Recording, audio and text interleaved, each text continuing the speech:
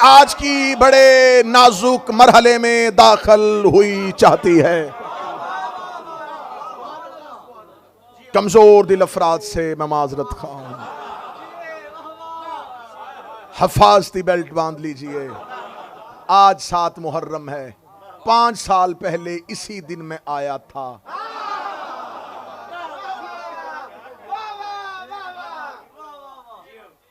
उसी अकीदे पे खड़ा हूं। हर उसकी इज्जत करेंगे जिसकी इज्जत का हुक्म हमें अल्लाह और रसूल देगा। यह कैसे हो सकता है कि तमाम असहाब हदायत के सितारे हो? कल की मजलिस में मैंने कहा था ना, सितारों पे बात हुई थी। यह हदीस बनाई गई, अखज़ की गई कि नबी ने फरमाया था मेरे असहाब हदायत के सितारे। सारे सितारे नेक नहीं होते। जाओ जाके पूछ लेना नजूमियों से, कुछ सितारे नहस भी होते हैं। अगर सहाबा हिदायत याफ्ता होते तो नबी ने आखिरी दिनों में क्यों कहा था कि मैं तुम्हें लिख दूं ताकि तुम गुमराह ना हो जाओ? नबी का हुजरा अब इसके बाद हदायत नबूवत में बंद हो रही है। नबी ने कहा अब कोई हादी नबूवत की सूरत में नहीं आना, अब सिलसिला इमामत का शुरू होने वाला है। आओ मैं तुम्हें लिख दूं। एक बंदा आगे खड़ा हो गया, उसने कहा हमें लिखवाने की जरूरत नहीं है। इसका मतलब है इस हुजरे तक पीछे पीछे शैतान गुमराह करता रहा है, आगे अब ये गुमराह करेगा। मकसद किसी के मजहब पे तनकीद नहीं, किसी फिरका की दिल आजारी नहीं, सिर्फ तलाश हक है, जुस्तजूए हक है कि एक मुद्दत से ये इल्ज़ाम अली वलीउल्लाह पढ़ने वालों पे लगाया जा रहा है कि शायद अहले बैत के मानने वाले असहाबे रसूल की इज़्ज़त नहीं करते। हम तो असहाबे रसूल की इज़्ज़त के इतने कायल हैं, इतने कायल हैं, इतने कायल हैं कि हम इन्हें रज़ी अल्लाह नहीं अलैहिस्सलाम कहते हैं। इससे ज्यादा सहाबा की इज्जत क्या हो जाएगी कि हम अहले बैत के लिए भी अलैहिस्सलाम कहते हैं और असहाब के लिए भी अलैहिस्सलाम कहते हैं।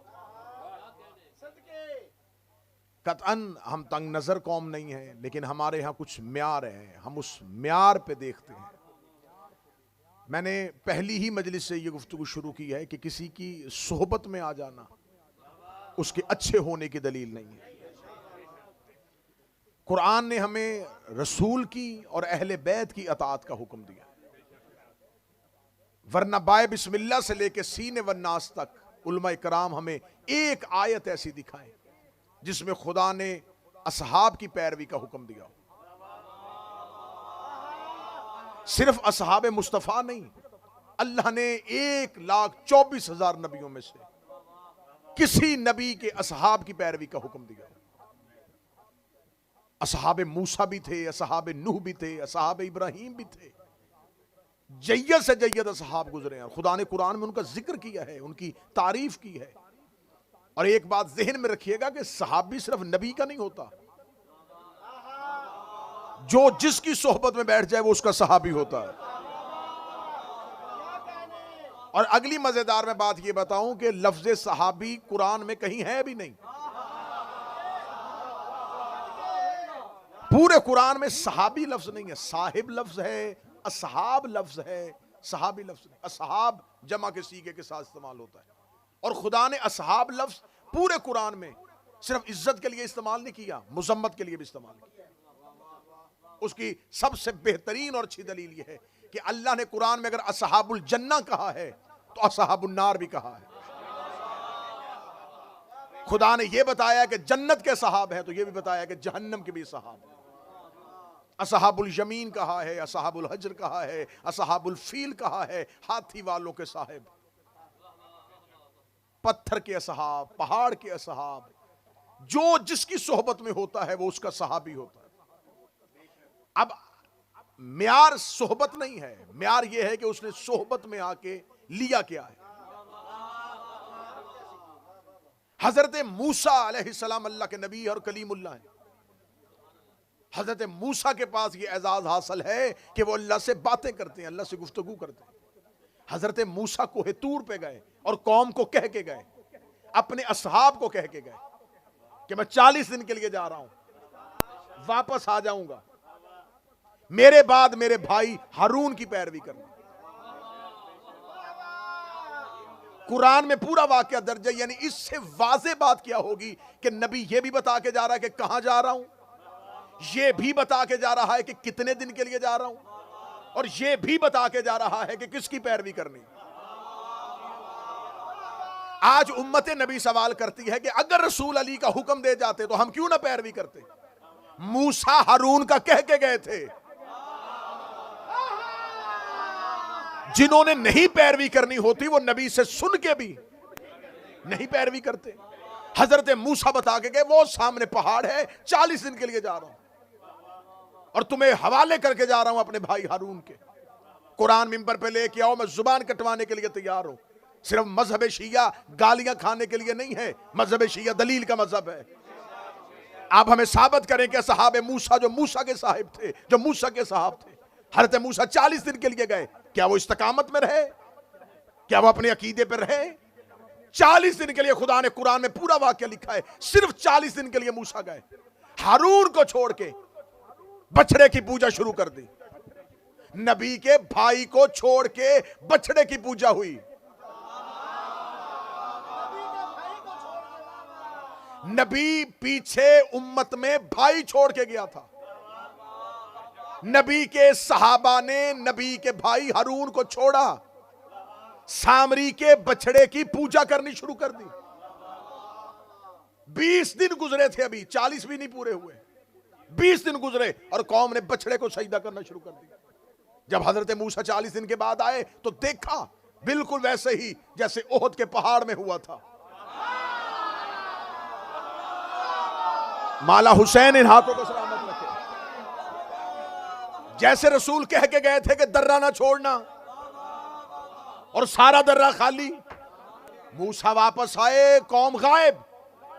सीधे गए हारून के पास, हारून को पकड़ा। हारून, कहां गई मेरी कौम? हजरत मूसा के भाई हारून ने कहा बेवफाई कर ली इन्होंने मुझसे, आपके जाने के बाद मुझे छोड़ दिया, मुझे तन्हा कर दिया, मुझे अकेला कर दिया। खुदा कुरान में नबियों की बातें वक्त गुजारने के लिए नहीं लिखता, नसीहत के लिए लिखता है। नबी ने फरमाया था या अली अंता मिन्नी बे मंज़लत हारून मिन मूसा, ऐ अली तुझको मुझसे वही निस्बत है जो हारून को मूसा से थी।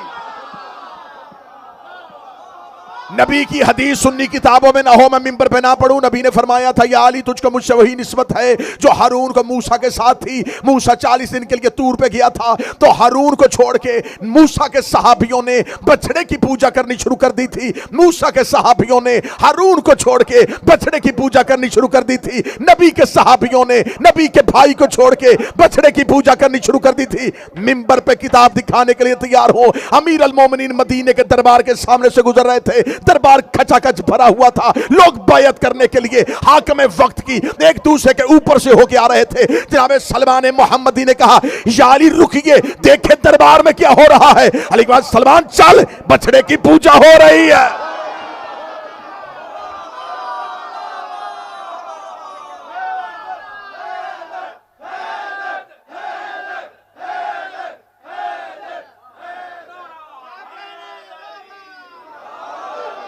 चल चले, बैयत नहीं, बैयत नहीं हो रही। जैसे मूसा के साथियों ने हारून छोड़ के बछड़े की पूजा की थी। हुज्जत किसी को कह के जाए कि इसकी पैरवी करना है और कौम हुज्जत की पैरवी छोड़ के हुज्जत के मुकाबले पे जिसे भी माने वो बछड़ा होता है।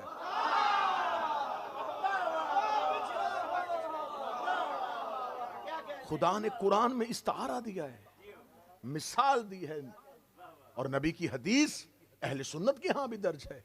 ऐ अली तुझे मुझसे वही निस्बत है। अब आइए कुरान से पूछिएगा, क्या हजरत मूसा के सहाबा ने हारून को खलीफा बनाया था? मूसा ने भी दुआ की थी, रब्बे शरह ली सदरी व यस्सिर ली अमरी वहलल उक़दतम मिन लिसानी यफ़क़हू क़ौली रब्बे अजअल ली वज़ीरम मिन अहले हारून अखी। मेरे अल्लाह मेरे घर से, मेरी अहल से, मेरे खानदान से मेरे भाई हारून को मेरा खलीफा बना दे। नाम भी बता दिया, ये भी बता दिया कि हारून है और मेरा भाई है और मेरी अहल से है। हजरत मूसा ने इतना कुछ कह दिया तो कह दे मेरे अल्लाह मैंने बना लिया है। मूसा ने कहा गुस्ताख न बन, नबी का खलीफा है, नबी का खलीफा बंदे नहीं बनाते, अल्लाह बनाता है। नाना हाथ यहीं पे रखना तो मैं अगला जुमला कह देता हूं। मूसा ने यह लफ्ज लिखवा के कुरान में साबित कर दिया है कि मूसा नबी था और नबी ने खलीफा बनाता था। जब नबी का खलीफा मूसा जैसा कलीमुल्लाह नहीं बना सकता तो मक्के के डाकू कैसे बना सकता?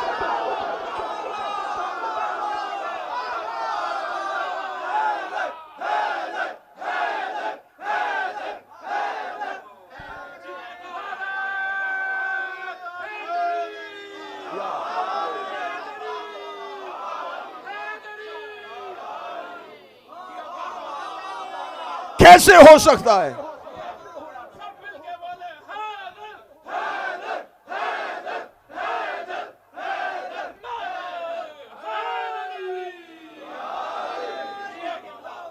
तकरीर आज की बड़े नाजुक मरहले में दाखिल हुई चाहती है। कमजोर दिल अफराद से मैं माजरत खां। हफाजती बेल्ट बांध लीजिए। आज 7 मुहर्रम है। 5 साल पहले इसी दिन में आया था।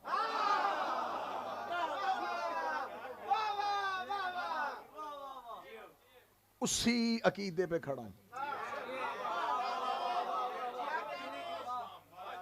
हर उसकी इज्जत करेंगे जिसकी इज्जत का हुक्म हमें अल्लाह और रसूल देगा। यह कैसे हो सकता है कि तमाम असहाब हदायत के सितारे हो? कल की मजलिस में मैंने कहा था ना, सितारों पे बात हुई थी। यह हदीस बनाई गई, अखज़ की गई कि नबी ने फरमाया था मेरे असहाब हदायत के सितारे। सारे सितारे नेक नहीं होते। जाओ जाके पूछ लेना नजूमियों से, कुछ सितारे नहस भी होते हैं।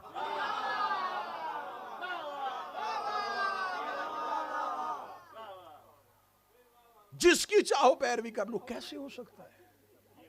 जिसकी पैरवी की जाए उसे महदी कहा जाता है। वो हदायत करने वाला होता है। और जो हदायत करने वाला हो उसकी सबसे बड़ी निशानी ये होती है कि जो खुद हिदायत करता हो वो किसी से हिदायत नहीं लेता। जो हिदायत करता है वो हिदायत लेता नहीं। अगर वो हिदायत लेता होगा तो हादी वो होगा जिससे वो हिदायत ले रहा है। मैं मिंबर पे हूं, मैं इस मिंबर पे ये नहीं कि ये शिया इमाम बारगाह है, अपनों में बैठ के मैं दावे कर रहा हूं। जब जहां जिस वक्त चाहो हम ये दावा साबित करने के लिए तैयार हैं। मेरे 12 में से किसी एक ने भी किसी से पढ़ाओ।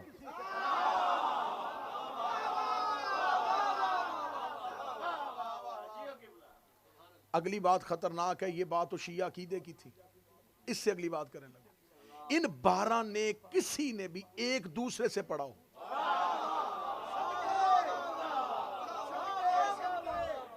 इमामत सिखाई नहीं जाती। इमाम की जबिल्लत में इल्म होता है। इमाम ऐने इल्म होता है। सीखने से इमाम नहीं बनता। कोई इमाम किसी दूसरे से सीख के इमाम नहीं बना, क्योंकि इमाम ऐन इल्म होता है। हां, ये दूसरे इमाम की पैरवी करते हैं जब तक उस इमाम का दौर होता है। जो ही उस जिसकी पैरवी करते हैं वो नजरों से गायब हो, अगला इमाम आ जाए तो अब उसकी पैरवी होती है। मौला अमीर अल मोमिनीन 40 हिजरी दुनिया से गए। इमाम हसन का दौर इमामत शुरू हुआ। इमाम हसन का दौर इमाम पहले दिन इमाम आके मेंबर पे बैठे। या कुछ लोगों का एक वफद आ गया, उसने कहा हम अली से मिलना चाहते थे। पता चला है कि अली शहीद हो चुके हैं। अब हम वापस जा रहे हैं। मौला इमाम हसन ने कहा कोई काम है तो मुझे बताओ। उन्होंने कहा नहीं, हम अली ही से कुछ सवाल पूछना चाहते थे। इमाम ने कहा जो भी सवाल है वो मुझे बताओ, मैं बताऊं। उन्होंने कहा नहीं, हमने अली के इल्म के किस्से सुने थे। इमाम हसन ने कहा मैं भी अली ही हूं, मैं अली ही का बेटा हूं, मेरा भी दावा सलूनी ही है, मेरा भी दावा सलूनी। अल्लामा मजलसी ने इस वाक़े को लिखा है, मेरा भी दावा सलूनी है, सवाल करो मैं जवाब दूं। उन्होंने फिर कहा नहीं, आपसे नहीं सवाल हो सकते, हमें पता चला था, हमने सुना था कि वो अली तौरात अंजील ज़बूर से फैसले करता था, हम तो उसी के लिए मिलने के लिए आए थे। और जाहिरी बात है जो इमामत को ना समझता हो वो तो यही कहेगा ना। वो तौहीन इमाम नहीं कर रहे थे, लेकिन उनका हदफ अमीर अल मोमिनीन थे। उन्होंने कहा हम तो अमीर अल मोमिनीन से मिलना चाहते थे, वो नहीं। इमाम हसन बार बार कहते रहे दूर से सफर करके आए हो, ऐसे खाली ना जाओ, जो पूछना चाहते हो मैं बताने के लिए तैयार हूं। जब वो वापस दरवाजे पे जाने लगे, इमाम ने कहा रुको, ना पूछो, मैं बताता हूं। सवाल ना करना, मैं तुम्हें बता देता हूं। इमाम ने दरवाजे पे खड़े एक एक बंदे का नाम लिया, तेरा नाम ये है, तू इस मजहब का है, तेरा नाम ये है, तू इस मजहब का है, तेरा खानदान ये है। एक एक का तारुफ करवाने के बाद उनके दिलों के अंदर जो सवाल था, इमाम ने सवालों के जवाब देने शुरू कर दिए। सारे चारों के चारों चलते हुए दरबार के अंदर दाखिल हुए। इमाम हसन के कदमों पे हाथ रख दे। एक हसरत पूरी हो गई कि सवाल अली से करने थे, हू बहू तूने वही जवाब दिए जो अली को देने चाहिए थे, हू बहू तू वैसे ही बोला जैसे अली को बोलना चाहिए था। लेकिन एक हसरत अपने अंदर लेके जा रहे हैं, हमें सवालों के जवाब मिल गए लेकिन हमने अली की जियारत नहीं की। इमाम हसन ने चारों का हाथ पकड़ा, इमाम ने हुजरे का पर्दा हटाया, सामने तख्त पे अली बैठा हुआ था। उन्होंने कहा हमने तो सुना था अली कूफे में शहीद हो गया, तो अब मैं इमाम हूं, जब चाहूं जिसे चाहूं जाहिर कर दो।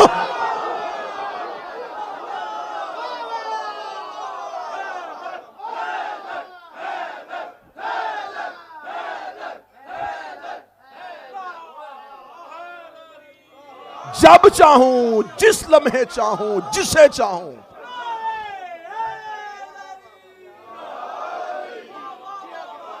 जाहिर कर दो। क्यों? अब इमाम वक्त मैं हूं।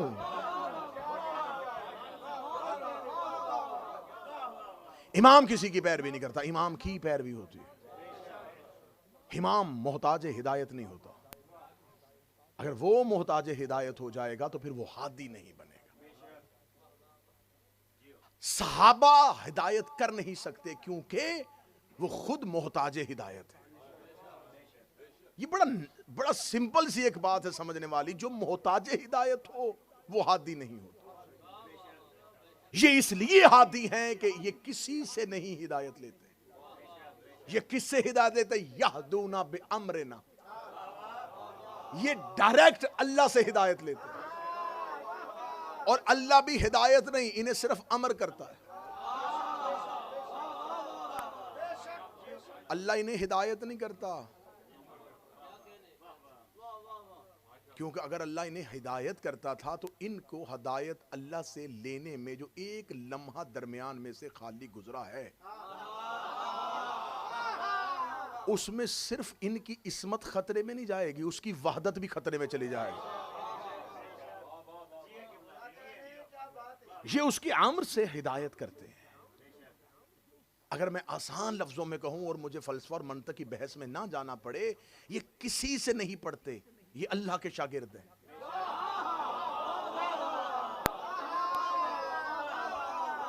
ये परवरदिगार के शागिर्द हैं।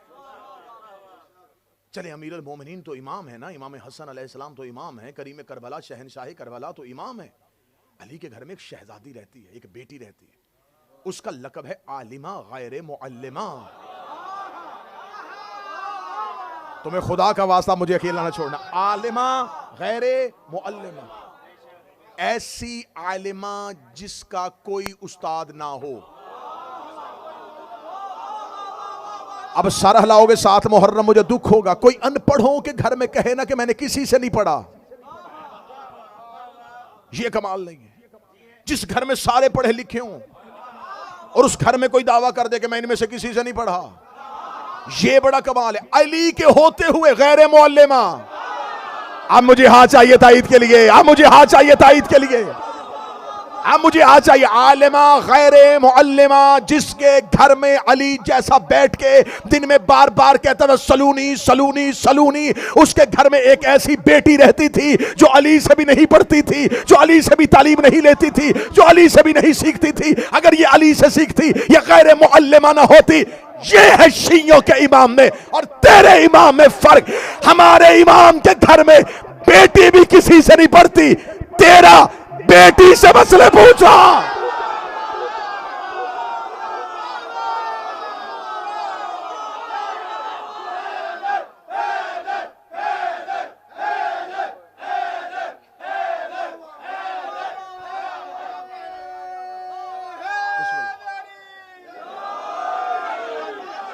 जिसकी बेटी किसी से ना पढ़े,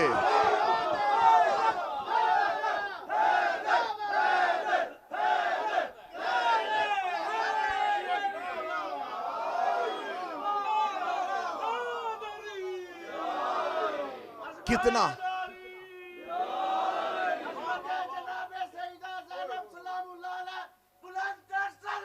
अल्लाहुम्मा सल्ली अला मुहम्मद व आले मुहम्मद।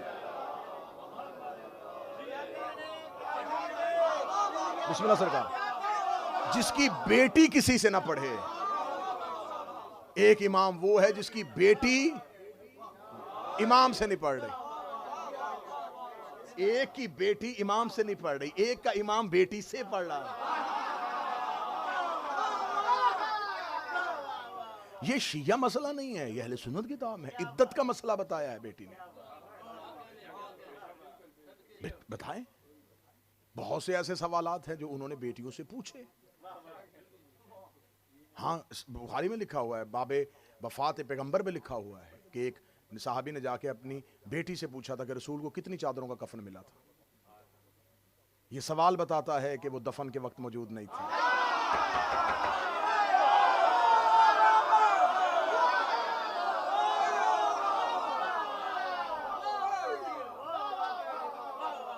और एक इमाम तो ऐसे हैं, मैं सिर्फ वजाहतें कर रहा हूं, तनकीद नहीं कर रहा, वजाहतें कर रहा हूं ताकि आपको पता चले कि बंदों के बनाए और अल्लाह के बनाए में कितना फर्क होता है। एक इमाम तो मशहूर ही बेटी के नाम की वजह से है।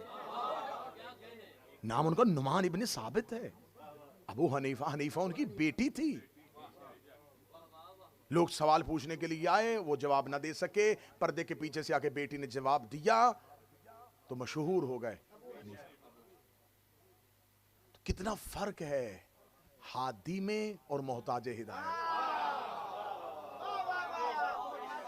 सहाबी हिदायत नहीं कर सकता। अगर सहाबी हादी होता तो उसे गुमराह होने का खतरा ना होता। बात अगले सीने पे आ गई हुजूर। अगर सहाबी हादी होता, क्योंकि हिदायत इसकी जो जिद है, इसका जो मुतजाद है वो है गुमराह। यहां कोई शख्स हिदायत याफ्ता होता है और इसकी जिद यह है कि वो गुमराह होता है। अगर सारे सहाबा हिदायत याफ्ता होते और सारे असहाब, मैं सब की बात नहीं कर रहा, बहुत बहुत जलीलुल कदर है, बड़े बड़े जलीलुल कदर है। मैंने पहली मजलिस में कहा था कि 80,000 सहाबा गदीर में खड़े थे कम से कम, और ज्यादा से ज्यादा 1.25 लाख सहाबा। 1.25 लाख सहाबा में से मेरे बरादरान अहले सुन्नत के पास जिनकी टोटल डिटेल है वो 15,000 है। तो सारे सहाबा को तो आप भी नहीं मान रहे। मुकम्मल सहाब की डिटेल तो आपके पास भी नहीं। आपने सारी जो जमा की है वो आपके पास 15,000 आई है। उस 15,000 में फिर आपने छानबीन करने के बाद इल्मुर रिजाल में जिन सहाबा को रवायत करने के बराबर तोला है, तो उनकी तादाद जो है वो 4,500 या 5,000 बनती है। उन 4,500 5,000 असहाब से आपने अपनी तमाम स्याह जितनी हैं, जितनी हदीस की किताबें हैं, उनमें से हदीसें ली हैं। ये है मेरा अहले सुन्नत भाई आपके साथ जुल्म कि आपकी स्याह में, आपकी सियासत्ता में, आपकी अहादीस की किताबों में 7,500 हदीसों में से 6 या 7 हदीसें अहले बैत से हैं। क्यों? अहले बैत हदीस कहने के लिए नहीं थे? क्या अहले बैत से नबी की हदीस नहीं ली जा सकती थी? आपने सबसे ज्यादा हदीसें एक ही सहाबी से ली हैं। अबू हुरैरा से, और वो जंगे खैबर के बाद मुसलमान हुए। वो 2 या 2.5 साल नबी के साथ रहे। तो हिदायत वो करता है जिसके गुमराह होने का खतरा ना हो। मैं लॉजिक देने लगा हूं, 2 + 2 4 करने लगा हूं, इंतहाई मैथमेटिकली तरीके से साबित कर देने लगा हूं। अगर सहाबा हिदायत याफ्ता होते तो नबी ने आखिरी दिनों में क्यों कहा था कि मैं तुम्हें लिख दूं ताकि तुम गुमराह ना हो जाओ।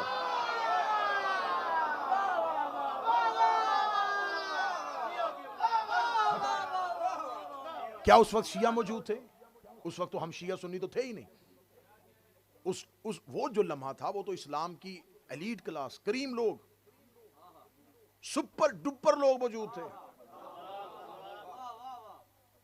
कि जिन्होंने रसूल देखा है, जिन्होंने इन्हीं लोगों ने आगे हमें, ये शारे हैं दीन के, इन्होंने हम तक दीन पहुंचाना है, इनसे हदीस आनी है, ये माखिज हैं, ये मसादिर हैं, इनसे हदीस निकलनी है। इनके बाद ताबईन होंगे, फिर उनके बाद तबा ताबईन होंगे, फिर उनके बाद तबा ताबईन होंगे, फिर मुहद्दिसीन होंगे, फिर मुअर्रिखीन होंगे।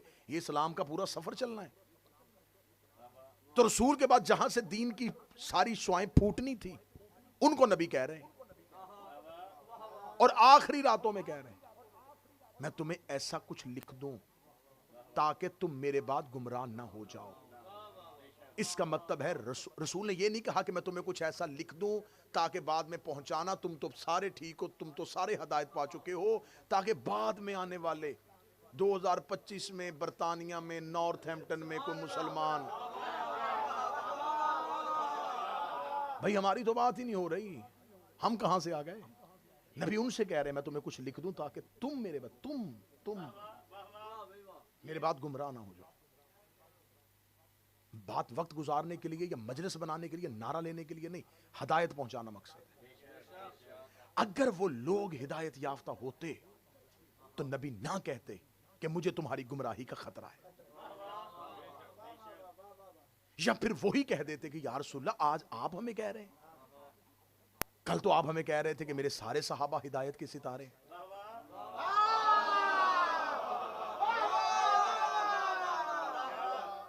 हम कैसे गुमराह हो सकते हैं?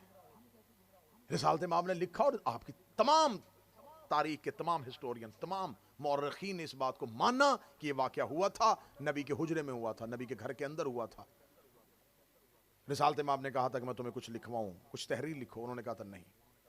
रसूल ने क्या कहा था? मैं तुम्हें तहरीर लिख दूं ताकि तुम गुमराह। इसका मतलब वो जो भी तहरीर थी वो गुमराही से बचने का नुस्खा थी।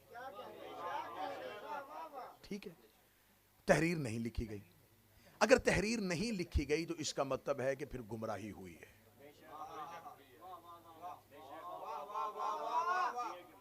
एक डॉक्टर ये कहता है कि मैं तुम्हें ये मेडिसिन देता हूं, तुम ठीक हो जाओगे, वो मेडिसिन नहीं खाता, इसका मतलब ठीक नहीं हुआ। नबी ने कहा था मैं तुम्हें तहरीर लिख के दूं ताकि तुम गुमराह ना हो जाओ। तहरीर नहीं लिखी गई हुजूर, इसका मतलब है कि लोग गुमराह हुए, गुमराही फैली। मैंने कहा था जहां से दीन फूटना था वहीं से गुमराही भी फूट गई। यहां से दीन चलना था ना, इन्होंने बताना था कि रसूल नमाज ऐसे पढ़ते थे, रसूल वुजू ऐसे करते थे, रसूल की जिंदगी की सीरत ये थी, रसूल ने तयम्मुम के मसाइल ये बताए हैं, गुस्ल के मसाइल ये बताए हैं, सफर के मसाइल ये बताए हैं, कसर के अहकामात ये बताए। जिसने सब कुछ बताना था, वहां से हिदायत फूटनी थी। 2 चीजें इकट्ठी फूटी, हिदायत भी, गुमराही भी, क्योंकि वहां वो लोग उस हुजरे में मौजूद थे जिनकी गुमराही का रसूल को खतरा था। रसूल उन्हें कह रहे थे कि लिखवाओ, और उन्होंने नहीं लिखवाया। हम उस दौर में होते, हम मौजूद होते, हमारे ऊपर क्लेम आता, हमारे ऊपर तो आया ही नहीं, हम तो बाद में पैदा हुए। इसका मतलब हमारे और रसूल के दरमियान अगर आज हम गुमराह हो रहे हैं, कसूर रसूल का नहीं। मौला हुसैन इज्जत अता फरमाए, कसूर नबी का नहीं है। वो तो लिखवा रहे थे, एक बंदे ने नहीं लिखने दिया। हाँ हाँ हाँ, सुनना सुनना सुनना सुनना, मैं अर्श तुम्हारी गोद में रखने लगा हूं, तुम्हारे मजहब की दलील देने लगा हूं। एक शख्स ने कहा हस्बुना किताब, हमें अल्लाह की किताब काफी है। शैतान ने अल्लाह की बारगाह से निकलते हुए एक दावा किया था परवरदिगार को। उसने कहा मैं जा रहा हूं, लेकिन मैं ये वादा करके जा रहा हूं, मैं नस्ले इंसानियत को गुमराह करूंगा।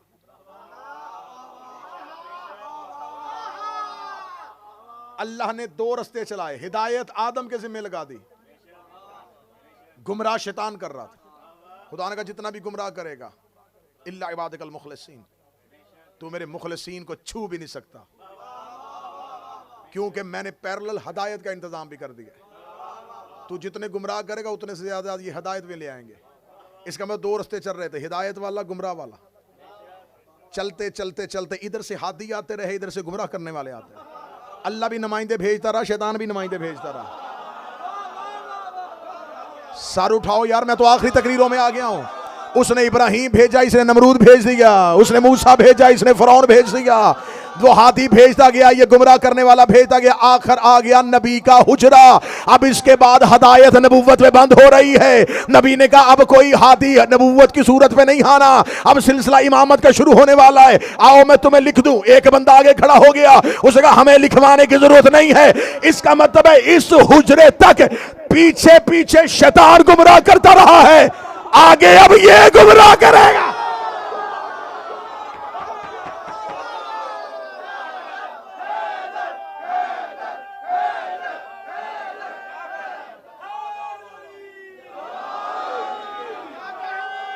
अब गुमराही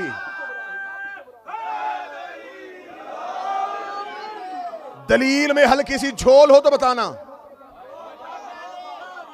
लॉजिक जहन कबूल ना करे तो तुम्हें हुसैन का वास्ता बताना। हिदायत भी चल रही थी, गुमराह होने वाले भी चल रहे थे। रसूल के हुजरे में आके आखिरी नबूवत का हादी कह रहा है, और इसने हिदायत के दो काम किए। गदीर में इसने प्रैक्टिकल बताया, ये हादी है। हुजरे में इसने कहा लो तहरीर लिखवा दो। पहली तकरीर याद है, थ्योरी और प्रैक्टिकल। गदीर प्रैक्टिकल। कहा आओ मैं तुम्हें कुछ लिख दूं, नहीं लिखवाया गया। इसका मतलब आज सारी इंसानियत में लोग कह रहे हैं या अल्लाह हमें गुमराही से बचा, या अल्लाह हमें गुमराही से बचा। कोई अल्लाह से दुआएं क्यों कर रहे हो? उसे तो बचाया था, उसे तो अपने हाथी भेजे। वो नबी तो कह रहा था कि तुम्हें नुस्खा लिख दूं, नहीं गुमराह होगे। तो अब अगर तुम गुमराह हो रहे हो तो अब सिर्फ शैतान का कसूर नहीं है, क्योंकि उसने बड़े अच्छे तरीके से अपनी रिस्पॉन्सिबिलिटी आगे ट्रांसफर कर दी है।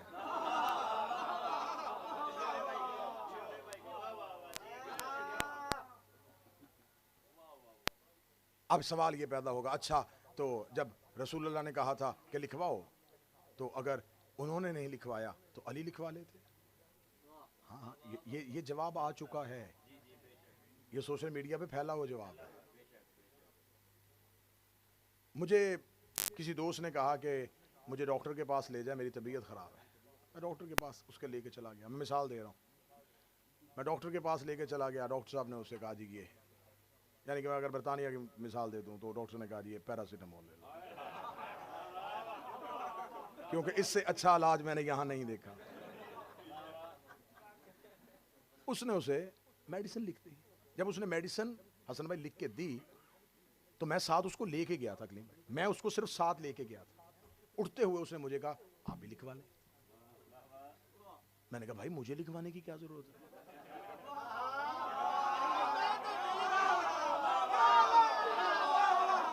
मैं ठीक हूं, मैं तुम्हें लेके आया था, बीमार तुम थे। अली क्यों लिखवा लेता? अली को कोई गुमराह होने का खतरा था?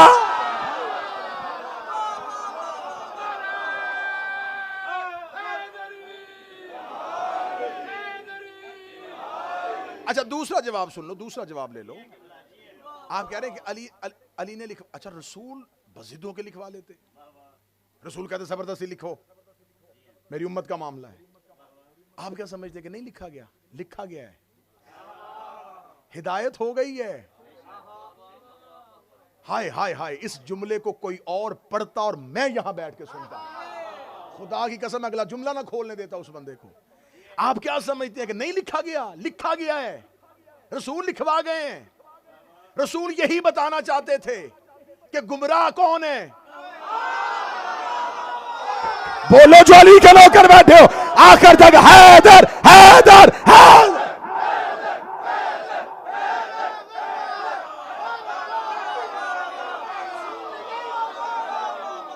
रसूल ये बात ना करते।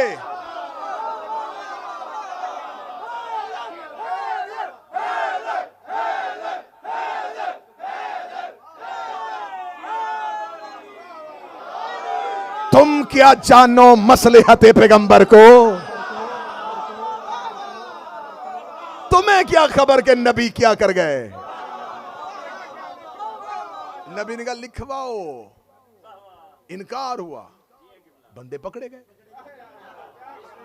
खुदा की कसम खा के मुझे बताओ नॉर्थ हैम्पटन इसके गिरदो नवा वालों, अगर रसूल ये ना कहते कभी आज तक पता चलता कि कौन कौन है? पता ही ना चलता, पता ही ना चलता। यूं छुपे। रसूल ने आखिरी लम्हे में कहा सिर्फ तहरीर ला। इनकार। रसूल ने कहा लो मेरी उम्मत, जा रहा हूं। रास्ते जुदा जुदा हो गए।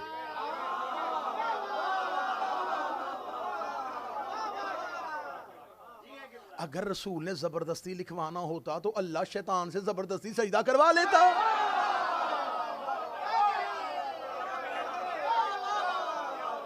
करवा लेता शैतान से जबरदस्ती सजदा। इब्राहिम झुका लेता नमरूद को, मूसा मार देता फरौन को। हादियों का ये काम ही नहीं होता। हादियों का काम होता है सिर्फ गुमराह नॉमिनेट करना।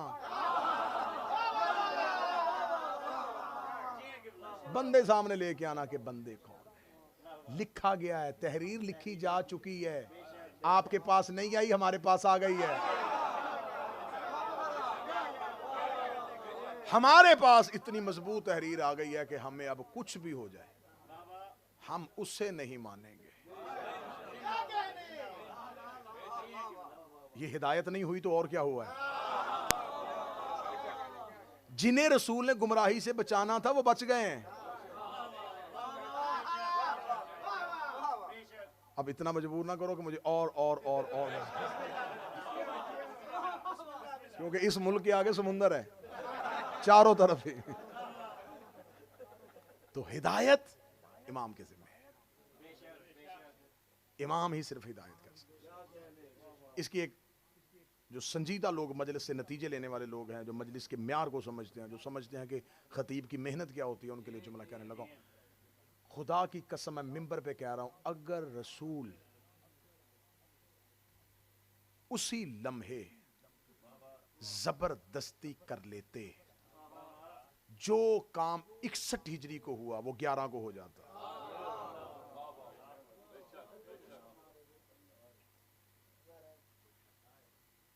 मदीना करबला बन जाता।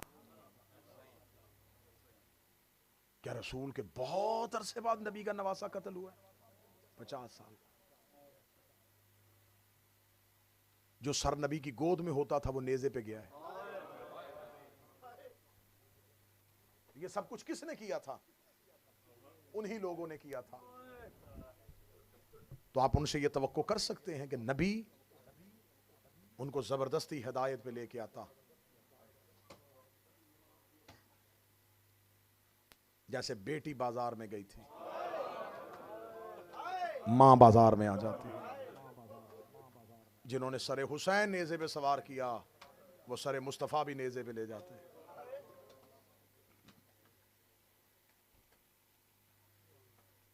बहुत, क्योंकि इस मौजू पे मेहनत भी थी, मेरा दिल भी था। और अल्हम्दुलिल्लाह सुम्मा अल्हम्दुलिल्लाह सैयदा के दरबार में जितना शुक्र अदा करूं कि आप अहबाब, मैंने पहली मजलिस में कहा था कि आप सिर्फ वसीला हैं उन लोगों तक हकाइक पहुंचाने का। बहुत अच्छा रद्द अमल आ रहा है। रोज़ाना की बुनियाद पर कई सवालात हैं जो हमें सोशल मीडिया के मुख्तलिफ प्लेटफॉर्म के ज़रिए वसूल होते हैं इसी टॉपिक से रिलेटेड, जो पूरी दुनिया में लोग इस मजालिस को देख रहे हैं, इस मजलिस को सुन रहे हैं। मैं कह रहा हूँ 100 नहीं, 1000 नहीं, 2 बंदों ने अगर समझ लिया ना कि ज़हरा हक है, तो यकीन करो ये जो तुम सामने बैठे हो और जो मैं हूं, हमें बीबी के सामने खड़े होने के लिए यही जुमला काफी है। कि बीबी हमने अपने दौर में एक बंदे से मनवाया था कि ज़हरा सच बोल रही थी। सादात वगैरह सादात, आज उसकी शहादत पढ़ी जाएगी, जिसकी शहादत तो पढ़ी जाएगी लेकिन ताबूत नहीं उठेगा। जिसने हाय कही है, ज़ैनब तेरी हाय कबूल करे, बीबी आपकी हाय कबूल फरमाए। सैयदा ये चीखें अपने मुकदमे में बतौर गवाही के लिए लिख ले। ये है गुर्बत कासिम। शहादत पूरी पड़ी जाएगी, ताबूत नहीं उठेगा। ताबूत उसका उठता है जिसका जनाजा उठा हो।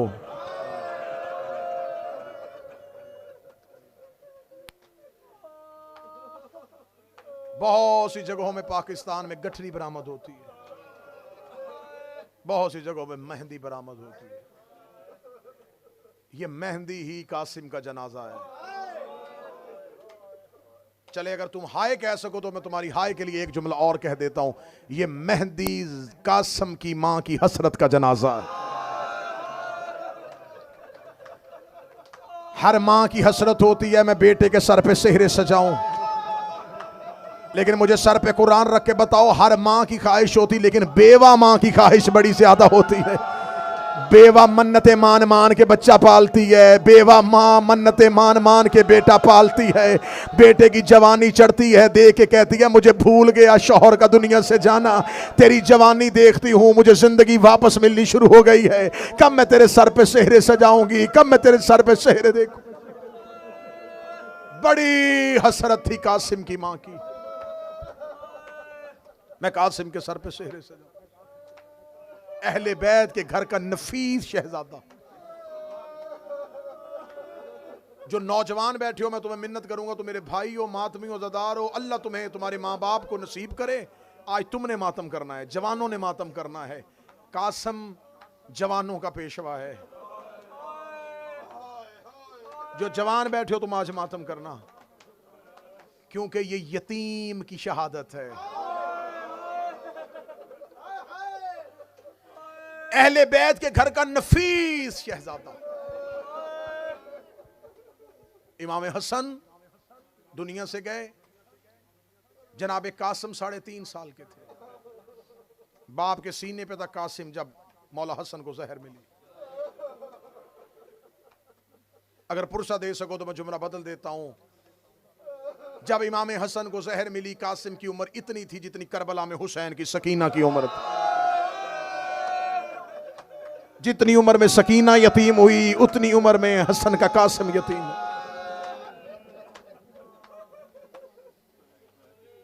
यतीम को लोग लिबास से पहचानते हैं, हालात से पहचानते हैं। यतीम के कपड़ों से लोग कहते हैं इसका बाप नहीं है।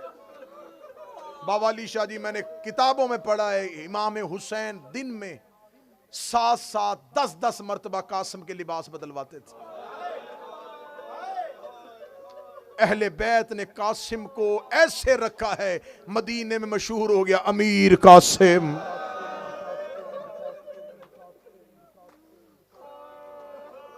इमाम हुसैन अलैहिस्सलाम का हुक्म था, मेरे कासिम को दिन में कई बार लिबास बदलवाओ, किसी को शक भी ना हो ये कासिम यतीम है। अहले बैत के घर में पहली नई सवारी कोई घोड़ा आता कासिम के नाम का। इतना लाड करते थे सारी अहले बैत जनाबे कासिम। जनाबे कासिम इमाम हसन के जाने के बाद मां की गोद में रहे ही नहीं। कभी ज़ैनब ले जाती, कभी कलसूम ले जाती। इमाम हुसैन रात को मस्जिद से आते, ज़ैनब कासिम को लेके आओ। सीने पे हुसैन कासिम को लिटाते। ऐसे अहले बैत ने पाला था ये शहजादा। जो करबला गए हो, जो ज़ियारत करके आए हैं, वो गवाही दे देंगे। जो नहीं जा सके, इस जुमले का सदका मौला तुम्हें ले जाए। एक लम्हे के लिए अपने जहन में ख़यामगाह लेके आओ। खैमा गाह में जनाब कासिम का हुजरा सबसे आखिर में। जनाब कासिम का हुजरा जो है, खैमा जो है, खैमा जिसे हुजरा अरूसी कहा जाता है, आज भी लिखा हुजरा अरूसी।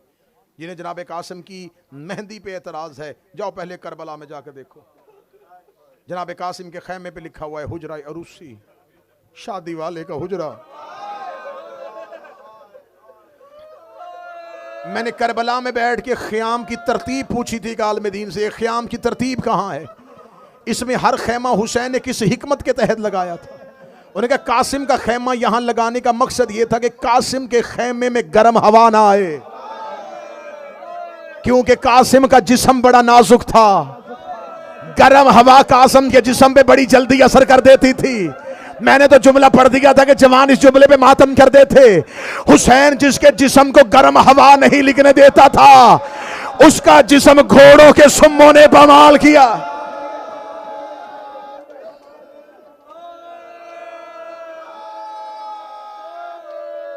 हुसैन का नफीस शहजादा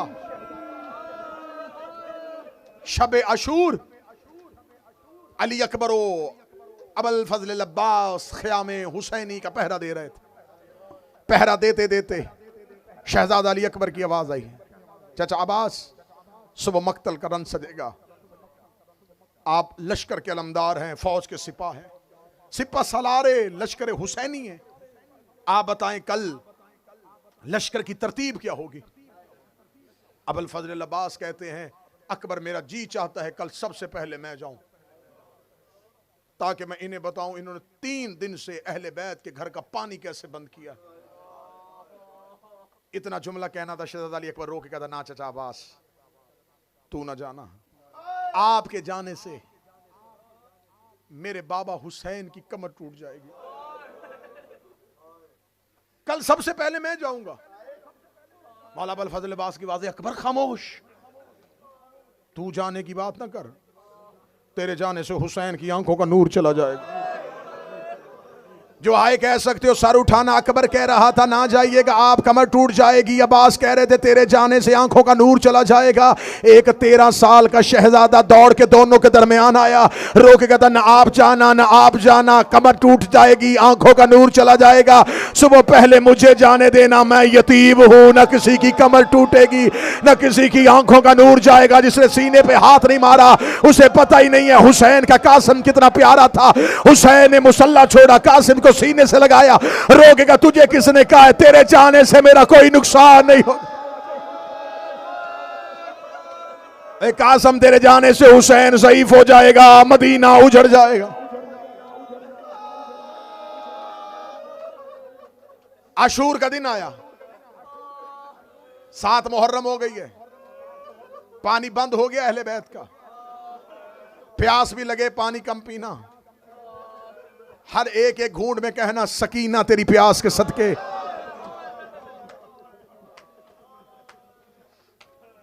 क्योंकि मौला हुसैन ने आखिरी वसीयत अपने शियों को की थी, और मेरे शियों जब कभी ठंडा पानी पीना अपने गरीब इमाम की प्यास को याद कर लेना।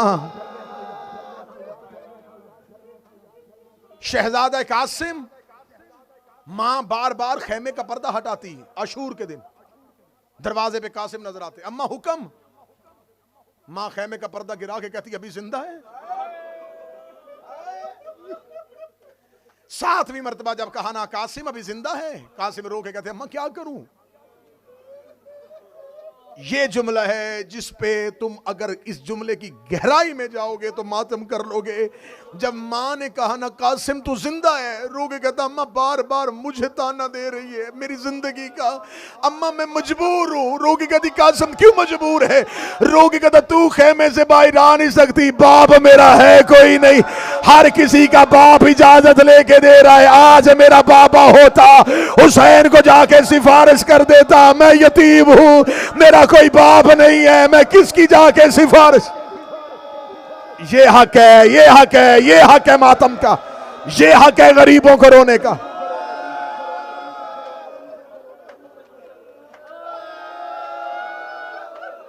अम्मा मैं मजबूर हूं, तू खेमे से बाहर नहीं आ सकती, बाप मेरा है नहीं, मेरा बाबा होता। बीबी ने कासिम को दौड़ के सीने से लगाया, ना कासिम, मेरा लाल, तूने तो जिंदगी में कभी यतीमी का एहसास नहीं हुआ। माँ और बेटा जी भर के गले लग के रोए।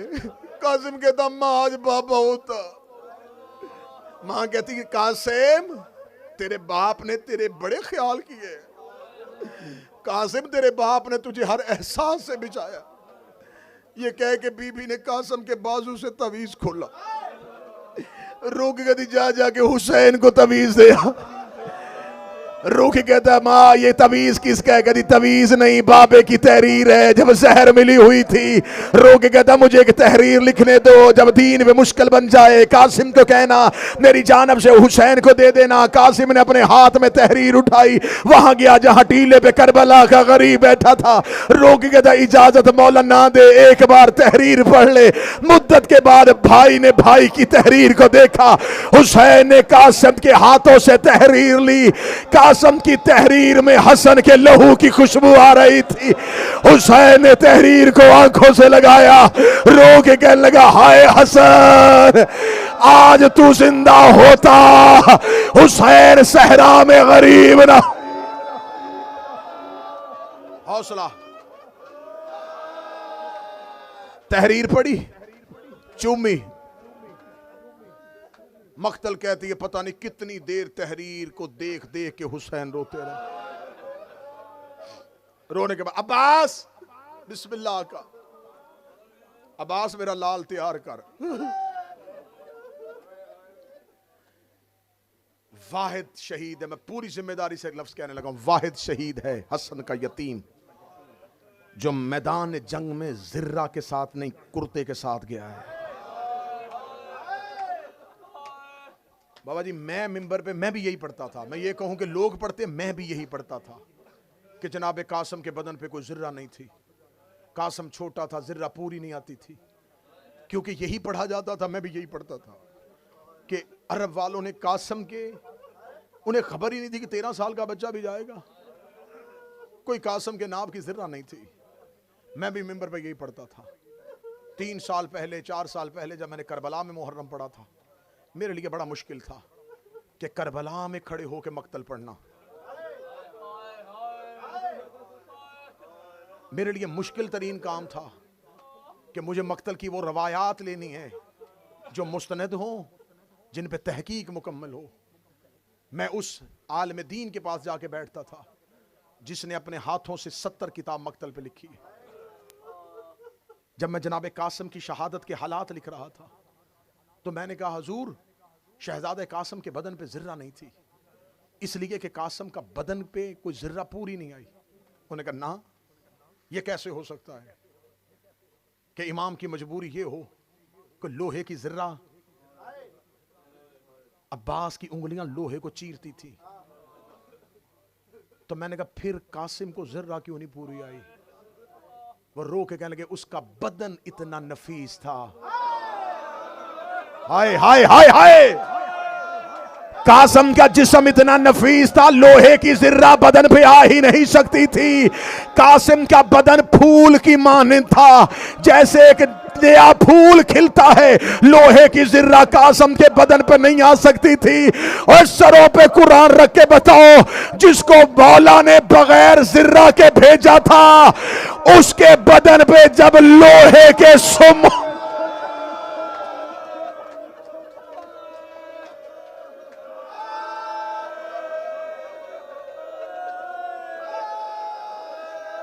अजरो कमिन अल्लाह, अजरो कमिन अल्लाह। जो 3 या 4 मिनट, 3 या 4 मिनट मौला हुसैन ने इजाजत दी। मौला अब्बास ने हाथों से उठा के शहजादा कासिम को घोड़े की जीन पे बिठाया। हाँ ये मक्तल कहती है पांव रकाब तक नहीं थे। शहजादे ने सब ख़याम का विदा किया। हर खैमे में कासिम गए, हर खैमे में सैयदादियों का मातम शुरू हुआ। आखिरी विदा मां से करने के लिए आया है। मां ने हाथ पकड़ा, बीबी फरवा रोती हुई खेमे में ले आई, रो कहती कासम आखिरी बार मिलने आया है, माँ की एक वसीयत याद रखना। शाम के लोगों ने ताना दिया था कि हसन को लड़ना नहीं आता था, शाम के लोगों ने ताना दिया था कि हसन को लड़ना नहीं आता था। कासम तेरे बाप के ऊपर अहले शाम का ताना है कि हसन को लड़ना नहीं आता था, इसलिए हमने सफीन के बाद हसन से मुआहिदा करके हसन को भेज दिया था। कासम आज ऐसे जंग करना, सामने शाम के लोग खड़े हैं जिनके सामने तेरा बाबा तन्हा खामोश होकर चला गया था। कासम देगा अम्मा तेरे सर की कसम है, जिन्होंने मेरे बाप को शाम वालों ने ताना दिया था, तेरा कासम वादा करता है मैं ऐसे लड़के आऊंगा, हर लाश करबला से उठेगी तेरे यतीम की लाश।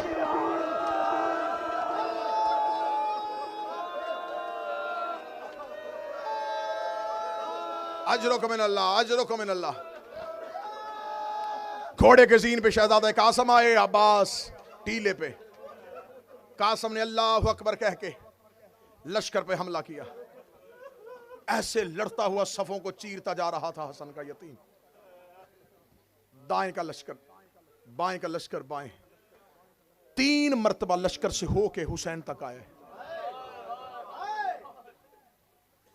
जो अरब के जंगों के असूल समझते हैं, लाखों के लश्कर में जाना, हमला करना, फिर वापस आना। 3री मर्तबा जब आया, सांस फूला हुआ है, चेहरे पे गर्द है, प्यास के असरात है, आके कहता मौला प्यासे की जंग देख।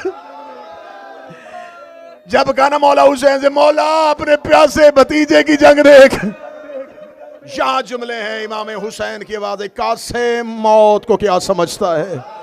फरमाया शहद से ज्यादा मीठा समझता हूं। फरमाया कासम आखिरी विदा है, अब तू वापस नहीं आएगा। इधर कासम मैदान में आए, लश्कर अशकिया सामने। अरज़क के 4 बेटे आए, एक एक करके आते रहे। कासम ने चारों को फिन्नार किया।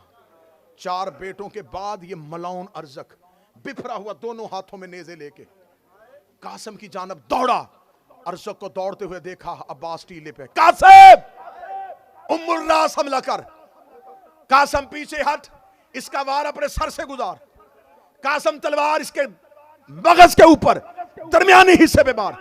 अब्बास टीले पे खड़े थे। कासम ने अब्बास के हुक्म के साथ दोनों हाथों में तलवार ली। अरज़क दोनों नेज़ों के साथ आया। शहजादा कासम ने उसके दोनों वार अपने सर से गुजारे, पूरी ताकत के साथ उसके सर पे वार किया, ऐसे जैसे अली ने मरहब को 2 हिस्सों में तकसीम किया था। अर्ज़ का 2 हिस्सों में तकसीम होना था। अब्बास की आवाज़ आई, मरहबा मेरा लायक शागिर्द, जियो मेरे हसन का यतीम। मौला अब्बास की आवाज़ आई, हुसैन शहनशाह देख मेरे कासम का वार, देख मेरे कासम का वार ऐसे है जैसे खैबर में अली लड़े थे। इधर अब्बास दाद दे रहे थे, इधर अब्बास की वाह वाह की आवाज़ आ रही थी। मलाउन की आवाज़ आई, लाखों इकट्ठे होके कासम को घेर लो। चारों तरफ से फौजों ने हमला शन्नक शुरू कर दिया। एक मलाउन का नेजा कासम की आके पुष्प पे लगा, एक नेजा कासम के सीने पे लगा। शहजादा कासम घोड़े की जीन से गिरना शुरू हुआ। कासम के पांव रकाबों में फंस गए। कासम के घोड़े को इन्होंने दौड़ाना शुरू किया। कासम ना जीन पे था ना जमीन पे था, इन्होंने कासम के घोड़े को दौड़ाया। हुसैन ने कहा, अब्बास मेरा यतीम लेके आ।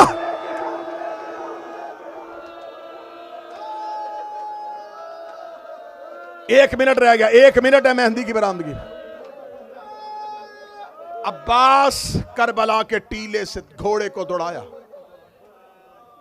उमर इब्ने साद मलाउन ने अब्बास को आते देखा। इसने ऊंची जगह पे खड़े होकर कहा, गाजी के आने से पहले मशरक के घोड़े मगरब दौड़ा दो।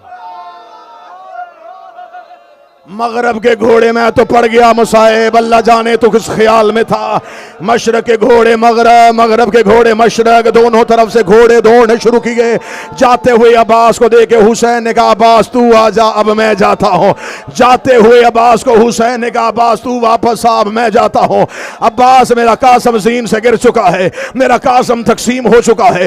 हुक्म इमाम था, अब्बास वापस आ गए। हुसैन करबला के मैदान में आया। इधर से लाशों से ऊपर ऊपर से घोड़ों ने हटना शुरू किया। जब घोड़ों ने हटना शुरू किया, गरीब ने सहरा में बेटे की लाश ढूंढनी शुरू की। गरीब ने सहरा में बेटे की लाश ढूंढनी शुरू की। मैं आज तक मिंबर से यही पढ़ता था, हुसैन ने कासिम के बदन के टुकड़े उठाए। मैंने करबला में बैठ के मक्तल पढ़ी है, टुकड़े तलवार से होते हैं। जब घोड़े पामाल करें तो बदन टुकड़ों में नहीं होता, बदन का कीमा बनना शुरू हो जाता है। कासिम का गोश्त करबला की रेत में मिल गया। हुसैन जमीन में बैठे, हुसैन ने रेत इकट्ठी करनी शुरू की। रोक गए, लगाओ मेरे कासिम, और मेरा गरीब लाल, और मेरा फरवा का यतीम, और मेरे हसन की निशान।